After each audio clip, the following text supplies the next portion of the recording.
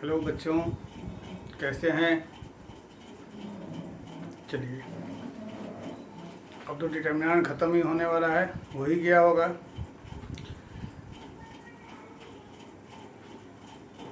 चलिए आज थोड़ा सा एनसीईआरटी एग्जाम्पलर के क्वेश्चन को सॉल्व किया जाए।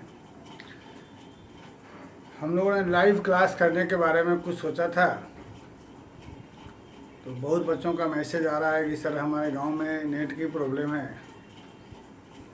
तो क्या हो तो समझाइए। नेट की प्रॉब्लम है, नेट नहीं चलता है ठीक से, कभी आता है कभी नहीं आता है, कभी लाइट आती है कभी नहीं आती है।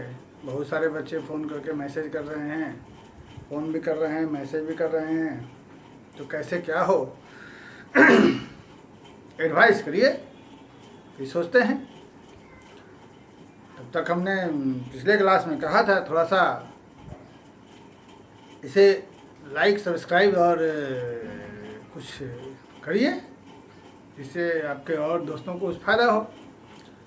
इसके बाद हम लोग पढ़ेंगे, एक दो क्लास और है इसके, आज तो ये ख़त्म ही है। एक क्लास और एक और वीडियो डाल देंगे हम इसका कॉम्पिटिटिव क्वेश्चन का। उसके बाद हम लोग स्टार्ट करेंगे यूनिवर्सिटी को। बीच में एक क्लास ले लेंगे हम इसका मैट्रिसेस का, एक दिन में हो जाएगा मैट्रिसेस बचा हुआ जो था सो। और उसके बाद हम लोग स्टार्ट करेंगे यूनिवर्सिटी को। मोस्ट प्रोबेबली 2 से 3 दिन के बाद हम लोग स्टार्ट करेंगे यूनिवर्सिटी को। जब तक अगला फर्दर डिसाइड कुछ नहीं होता है तब तक हम लोग ऐसे ही क्लास करेंगे। लाइव क्लास के बारे में हम सोच रहे हैं, लेकिन वही है, कुछ बच्चों की टावर की प्रॉब्लम है। फिर आखिर बात आगे करते हैं, देखते हैं। फिलहाल अभी हम लोग कुछ एनसीईआरटी का प्रॉब्लम देखते हैं। आप लोगों को जो भी डाउट हो, क्योंकि अब डिटर्मिनेंट ख़त्म हो गया, खाली एक चीज़ और बाकी रह गया बताना, इंटीग्रेशन ऑफ डिटर्मिनेंट बता के मेरा काम ख़त्म है। अब बाकी प्रॉब्लम का तो कोई अंत ही नहीं है, बहुत सारे प्रॉब्लम है। प्रॉब्लम कितना बताया जाए, आप लोग बनाइए, जो नहीं बने सो लिखिएगा। और टाइम टू टाइम हम अपना इसी का प्लेलिस्ट बनाए हुए हैं, ऐसा प्लेलिस्ट अपना वीडियो डालते रहेंगे पीछे से प्रॉब्लम डिटर्मिनेंट करके, ठीक है। जो ये प्रॉब्लम होगा पूछिएगा, जो नहीं रहेगा, जो प्रॉब्लम होगी उसको टाइम टू टाइम हम प्लेलिस्ट में प्रॉब्लम और डिटर्मिनेंट करके डालते रहेंगे, आप लोगों को देखते रहिएगा। फिलहाल हम लोग स्टार्ट करेंगे एनसीईआरटी कुछ प्रॉब्लम है, एनसीईआरटी एग्जाम्पलर के कुछ प्रॉब्लम है, एग्जाम्पलर के। तो हमने पहले लिख रखा है, हालांकि प्रॉब्लम इजी है, लेकिन फिर भी एक बार देख लिया जाए। सबसे पहला क्वेश्चन, इसके अलावा भी 1-2-3 क्वेश्चन और है जो इजी है, जो कि हमने लिखा नहीं है। तो आप लोगों को पहले ही हमने कह दिया था एनसीईआरटी बनाया करें, एनसीईआरटी एग्जाम्पलर बनाया करें, और एक रेफरेंस बुक ज़रूरी है, इसको बनाया करें। फिलहाल हम लोग पहला क्वेश्चन देखते हैं। वहाँ हमसे कह रहा है मैक्सिमम वैल्यू उसका निकालना। तो मैक्सिमम वैल्यू जब निकालना है उसके लिए हमें एक लाइन में 2 जीरो करने की ज़रूरत नहीं, क्योंकि एक लाइन में 2 जीरो वहीं करना पड़ता है जहाँ पर यह कहता है कि यूजिंग प्रॉपर्टी इवेल्युएट, वहीं पर, ऐसे नहीं करना पड़ता है। तो चलिए हम 2 जीरो करने को कर सकते हैं, ऐसा हमें कोई ऑर्डर नहीं है। तो अगर करके निकालेंगे तो हमारे लिए ज़्यादा फायदेमंद रहेगा, इजी रहेगा। और हो जाता है तो जैसे हम लोग देखते हैं, सीधे हम लोग देख लेते हैं कि यदि R1 में R2, उसी क्वेश्चन मान लेते हैं, R1 में माइनस कर दें R2, हमारा पहला क्या हो जाएगा, 1 - 1 यहाँ 0, यहाँ हो जाएगा हमारे पास माइनस साइन थीटा, यहाँ हो जाएगा 0। और इसको हम छोड़ दें, इसकी हमें ज़रूरत नहीं है, यहाँ से कोई फायदा नहीं है, इसको छोड़ दिया जाए। और उसके बाद हम बीच वाले को एक्सपेंड कर देते हैं फर्स्ट रो के एलम में। तो वहाँ पर साइन होता है माइनस, माइनस पहले से ही, तो क्या हो जाएगा प्लस। और उसके बाद अंदर में क्या बच जाएगा, इसको छोड़ेंगे तो बहुत इजी चीज़ है, 1 + cos θ 1। अब हम लोग यहाँ से आगे बढ़ते हैं, तो 1 × 1 माइनस, ठीक, कैंसिल हो गया। तो यहाँ से हो गया माइनस साइन थीटा × cos θ। अब इसकी मैक्सिमम वैल्यू निकालना है, तो फिलहाल में अभी मैक्सिमम वैल्यू बनाना मुश्किल है हमारे लिए। तो हम लोग यहाँ पर 2 से डिवाइड एंड मल्टीप्लाई कर देंगे। ऐसा करने से यहाँ हो जाएगा साइन 2 थीटा। अब हम लोग इजीली बोल सकते हैं, क्या चीज़ बोल सकते हैं, क्योंकि साइन का मैक्सिमम वैल्यू और मिनिमम वैल्यू इसके बीच रहता है। यहाँ -1/2 है, तो -1/2 से अगर सब जगह डिवाइड कर देंगे या मल्टीप्लाई कर देंगे, जो भी समझे, तो हमारा साइन यह बदल जाएगा। तो ऐसा करने से हम कह सकते हैं कि इसकी मैक्सिमम वैल्यू क्या हो गई और मिनिमम वैल्यू क्या हो गई। आपसे पूछ रहा था खाली मैक्सिमम, लेकिन आप तो बता दिए मिनिमम वैल्यू भी क्या रहेगी, तो इसकी मिनिमम वैल्यू क्या हो गई, मैक्सिमम वैल्यू क्या हो गई, इसको आपने देख लिया। ऐसा आप लोग अब लिख सकते हैं, ठीक है। इजी क्वेश्चन था। अब चलते हैं हम लोग सेकंड वाले पर। सेकंड वाले पर चलते हैं, तो वहाँ देखते हैं ये क्वेश्चन है और हमसे इसमें कह रहा है इसका रेंज क्या होगा। तो सबसे पहले तो हमको इसे सॉल्व करना पड़ेगा। चलिए, सॉल्व करने के लिए हम लोग क्या करते हैं कि पहले तो फर्स्ट रो को हम ऐसे ही छोड़ देते हैं, cos x minus sine x ऐसे ही छोड़ दिया, और यहाँ हो गया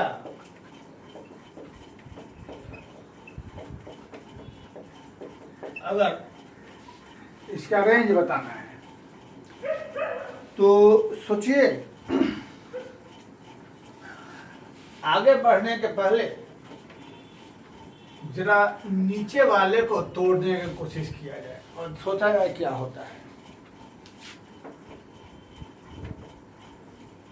cos x minus sine x minus sine x 1 sine x cos x 1, इसको तोड़ा जाए cos y minus, agree, minus पहले से है, sine x cos y minus हो जाएगा बीच में, cos x साइन y, बाकी यहाँ 1/2।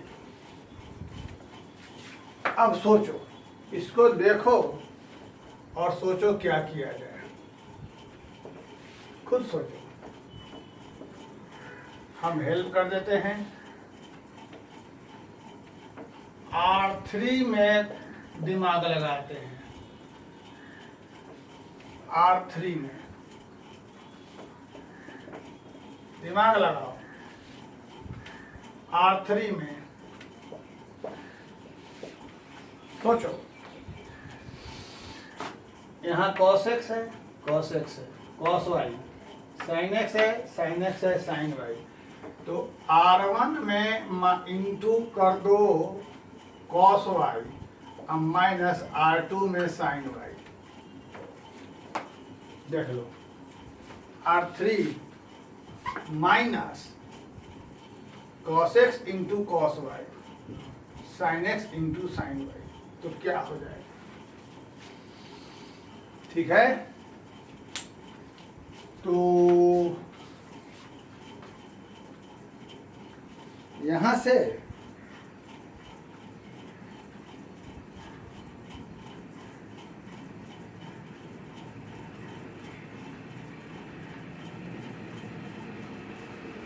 जरा सोचा जाए, ये तो हो जा रहा है, यहाँ क्या ठीक हो रहा है, ये तो 0 हो जा रहा है, यहाँ गड़बड़ लग रहा है, minus sine X cos Y minus, तो क्या हो जाएगा ये, plus sine X cos Y, नहीं ये तो रह जाएगा cos x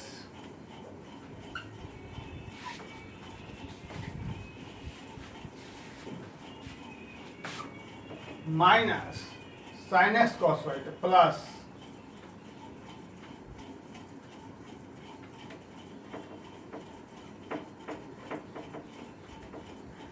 और फिर ये माइनस हो जाएगा, ये तो नहीं हो रहा है 0, ये होना चाहिए कि क्वेश्चन देखना पड़ेगा, क्वेश्चन ये सही है या गलत है।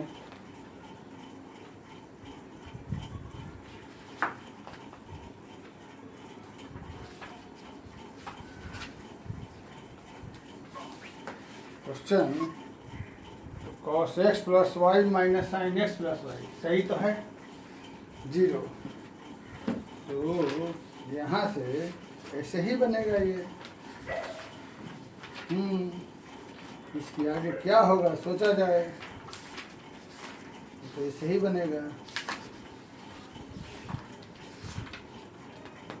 यस,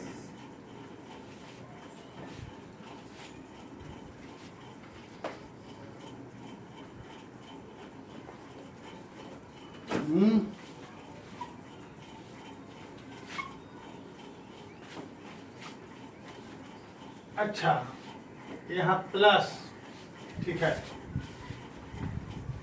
क्योंकि यहाँ माइनस से प्लस होना चाहिए एग्जैक्टली। अब देखिए सही है, R3 हमारे पास ये रहा, ये माइनस, यानी क्या रहेगा cos x cos y minus cos x cos y और plus sine X sine Y exact. ये कैंसिल यहाँ 0। उसी तरीके से यहाँ भी चलेंगे तो क्या रहेगा minus sine X cos Y minus और माइनस कॉस वाई यानी प्लस हो जाएगा और प्लस क्या हो जाएगा हमारा कॉस एक्स साइन वाई। तो ये वाला इससे कैंसिल हो गया, ये हमारा यहाँ भी 0 और इधर में क्या हो जाएगा बच्चों 0 माइनस R1 में क्या कॉस वाई प्लस यहाँ पर क्या साइन वाई। ठीक है, अब आगे जो है सिर्फ R3 को चेंज किया, इसका मतलब इसे हम ऐसे ही छोड़ देते हैं। क्लियर? अब हम इसे एक्सपेंड करते हैं, तो यहाँ पर थर्ड रो में करेंगे तो बेटा इसको हम जरा ऐसे लिख लें, नो प्रॉब्लम। और अंदर में क्या बच जाएगा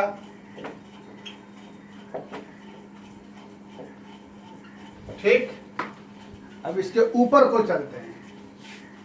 यहाँ के बाद जब हम एक्सपेंड करते हैं ये 2 ऑर्डर वाला रह गया, तो यहाँ से हो जाएगा sine X minus sine Y minus cos Y और अंदर में क्या हो जाएगा cos square X minus minus plus. अब यहाँ फंस गए, बताइए यहाँ के बाद इसकी वैल्यू क्या क्या होगी। इसकी वैल्यू तो 1 हो गई, अब इसकी वैल्यू क्या होगी बताइए फटाफट।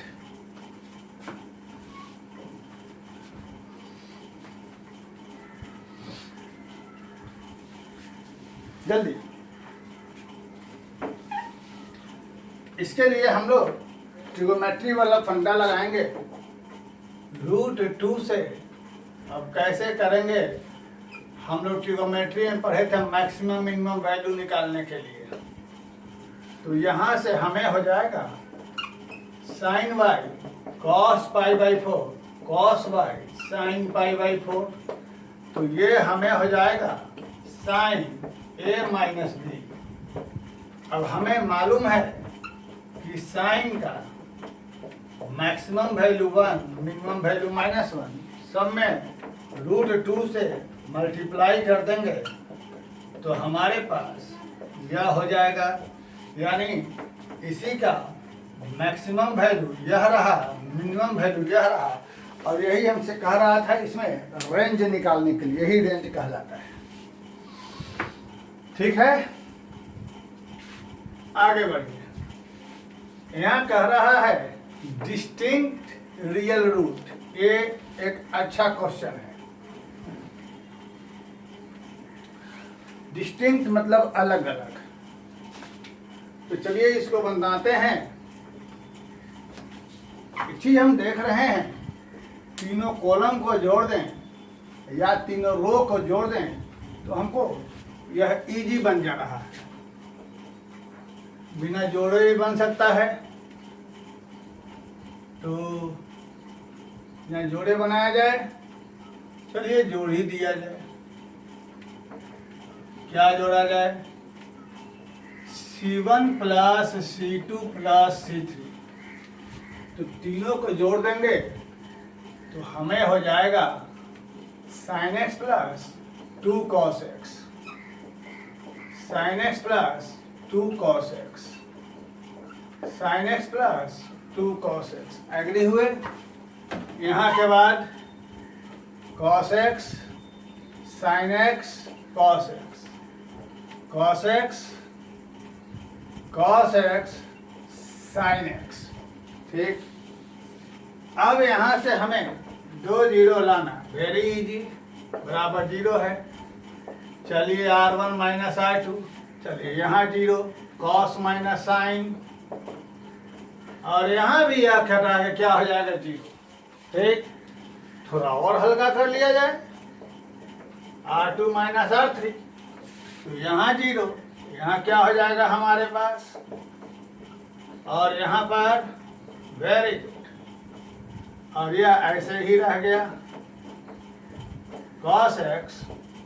ठीक। चलो अब इसे या तो फर्स्ट रो में एक्सपेंड करो या फर्स्ट कॉलम में। चलो फर्स्ट कॉलम में ही कर देते हैं। तो क्या बचेगा हमारे पास? उसके बाद यहाँ पर यह इंटू यह माइनस जीरो सीधे कर देते हैं। cos माइनस साइन एक्स का होल स्क्वायर बराबर जीरो। तो यहाँ से या तो यह जीरो या यह zero. cos x minus sine x का होल स्क्वायर बराबर जीरो। cos बराबर साइन यानी tan बराबर 1, यानी एक वैल्यू हो गया x बराबर π/4। तो यहाँ से भी कुछ निकलना चाहिए। sin x plus 2 cos x बराबर जीरो, sin x बराबर, तो यहाँ tan x बराबर -2। अब सोचिए,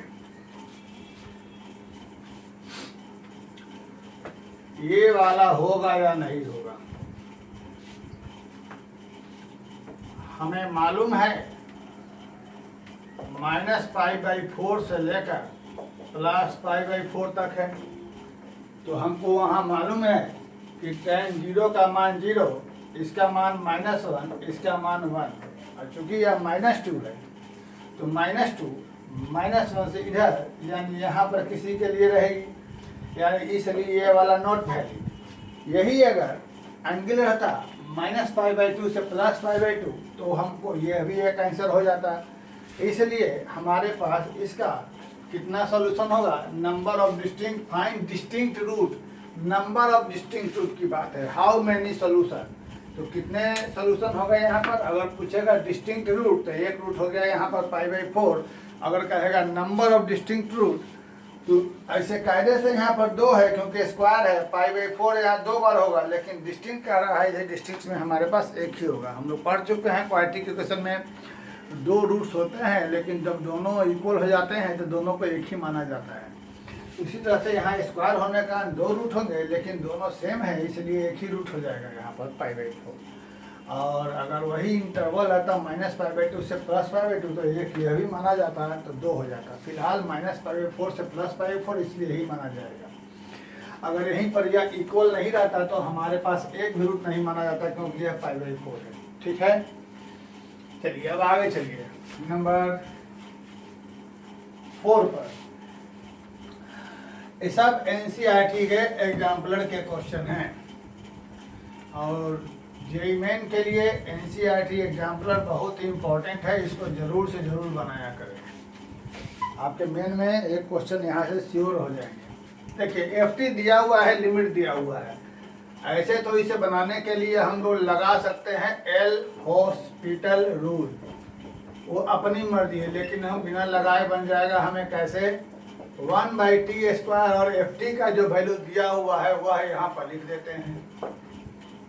ठीक है, लिमिट का फॉर्मूला आप लोगों को मालूम है, sin θ/θ बराबर 1 होता है, cos θ/θ 1 नहीं होता है। अब यहाँ 1/t² दो गो है, दो गो t है, तो हमें मालूम है कि किसी भी डिटर्मिनेंट में किसी भी चीज़ से मल्टीप्लाई करते हैं तो एक ही लाइन में मल्टीप्लाई होता है, लेकिन यहाँ दो गो t है। तो क्वेश्चन में देखो cos t/t कोई चीज़ नहीं होता है, लेकिन sin t/t यदि हो जाए तो उसका वैल्यू 1 हो जाता है। तो निश्चित रूप से दो t है, तो एक t को सेकंड को रो में, एक t को थर्ड रो में मल्टीप्लाई कर दें तो क्या हो जाएगा, सब देख लिया जाए। पहले रो को छोड़ दिया जाए, एक t को सेकंड में कर देंगे तो हमारे पास हो जाएगा 2 sin t/t, यहाँ हो जाएगा 1, यहाँ 2, और एक को थर्ड में मल्टीप्लाई कर देंगे तो sin t/t और 1 हो गया। ठीक, अब यहाँ पर t का वैल्यू 0 कर देंगे तो cos 0 का वैल्यू हो जाएगा 1, और ये 0 ये 1। ठीक, और इसकी वैल्यू होती है 1, तो यहाँ बच गया 2, ये हो गया 1, ये हो गया 2, और इसकी वैल्यू भी लिमिट के फार्मूला से 1 होती है, बाकी बच गया 1। कैसे हुआ देख लिया आप लोगों ने। cos t1, cos t माने cos 0 का वैल्यू 1 हो गया, बाकी t का वैल्यू 0 और 1 यहाँ रह गया। sin t/t यहाँ 1 हो गया, 1 × 2, t का मान यहाँ पर है ही नहीं, 1 रह गया और 2 रह गया है, और इसका वैल्यू 1 बनेगा। अब यहाँ के बाद कैसे एक्सपेंड करके वैल्यू निकालेंगे, तुम्हारे लिए मामूली काम है, इसको तुम लोग कर सकते हो, यहाँ पर कोई प्रॉब्लम नहीं है। अब आइए बहुत ही अच्छी चीज़ बताने जा रहे हैं।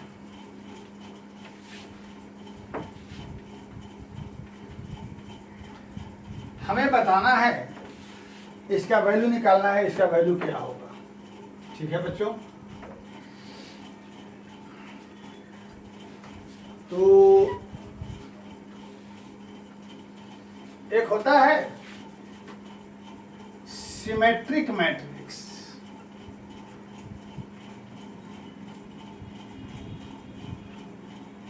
यहाँ लिखते हैं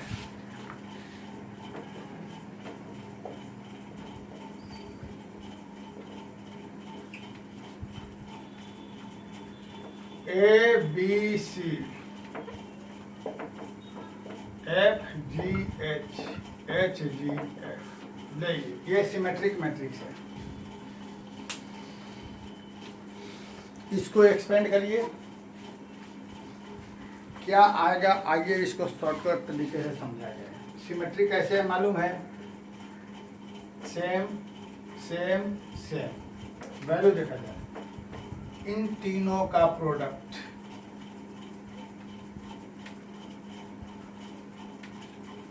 एग्री, 2FGH प्लस, ठीक है, minus AF² minus BG² minus CH²। इसे कहीं भी लगा सकते हैं जहां भी ऐसा सिमेट्रिक हो। ABC, ये अल्फाबेटिकल ऑर्डर में, ABC के बाद EFGH अल्फाबेटिकल ऑर्डर में लिख देंगे। पहले ABC 2FGH minus minus minus. अब इसी मुद्दे पर बिना एक्सपेंड किए, क्योंकि ये सब कंपटीशन के क्वेश्चन है, ऑब्जेक्टिव में आते हैं, इसका वैल्यू निकालना है, तो ABC R angle of triangle, इसको याद रखेंगे, ये नोट में है, इसको याद रखेंगे। ABC R angle of triangle, it means A plus B plus C बराबर 0। ठीक है, तो पहले तीनों का product ABC minus 1, 2FGH cos A cos B cos C minus AF² minus, तो यहाँ क्या हो जाएगा plus AF² minus BG² minus CH²। बहुत ही लाजवाब, ये आ गया। और इसके बाद जब a plus B plus C 180 zero degree, sorry zero नहीं 180 डिग्री है एंगल में ये होता है, तो इसके बाद यहाँ से कैसे होगा।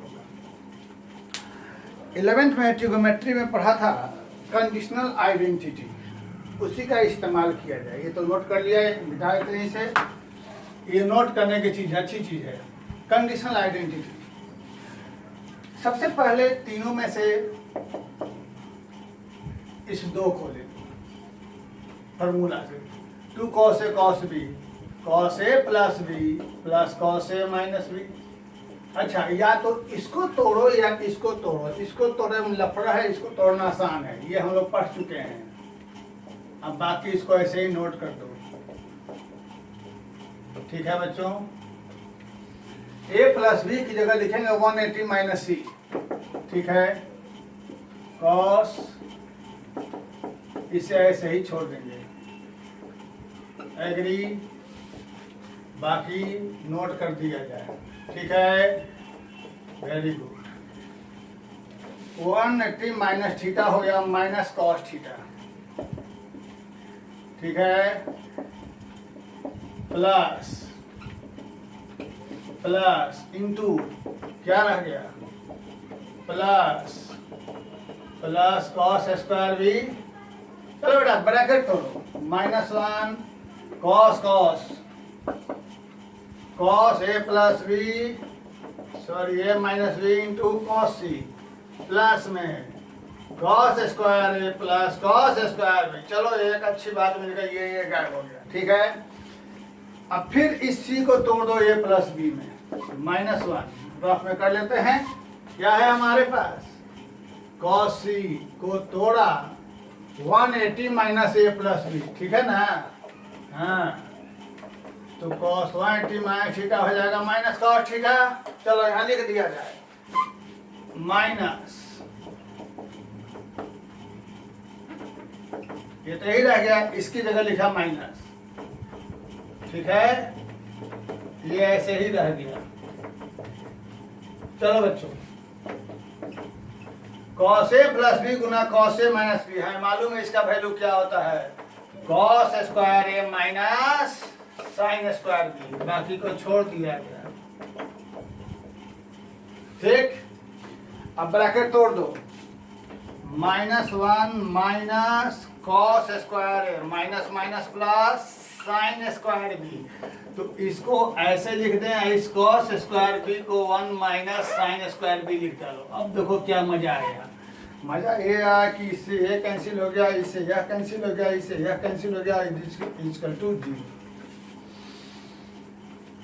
सिमेट्रिक वाला जो फंडा बताए थे उसको जरूर देखिए, उससे ऐसे क्वेश्चन बहुत इजीली सीधे एक ही लाइन में आ जाता है, ठीक है, क्लियर क्लियर, ओके, ठीक। एक दो क्वेश्चन और है, उसको हम नेक्स्ट वीडियो में बताते हैं, और बताते हैं कुछ इंटीग्रेशन ऑफ डिटर्मिनेंट के बारे में, ठीक है।